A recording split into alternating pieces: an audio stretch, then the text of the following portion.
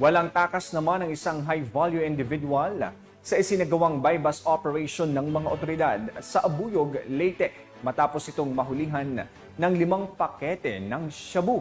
Ibabalita yan ni Pachuhuman Sheba Pilonyo.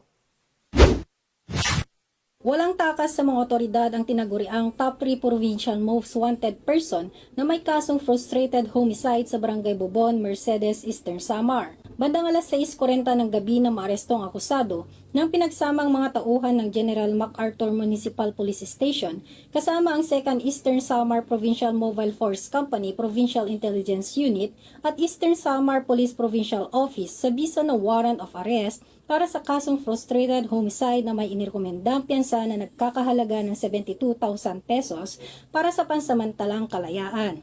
Ang akusado ay dinala sa General MacArthur Municipal Police Station para sa kaukulang dokumentasyon at tamang disposisyon. Ang pambansang pulisya ay gagawin ang abot ng kanilang makakaya upang madakip ang mga nagkasala at patuloy na nagkakasala sa batas upang mapanatili ang kaayusan, katahimikan at kapayapaan sa ating bansa tungo sa pagkamit ng bagong Pilipinas. Mula dito sa Eastern Visayas, ako ang iyong PNN correspondent, Patrolwoman Kiaki, alagad na batas, tagataguyod ng Balitang Pulis.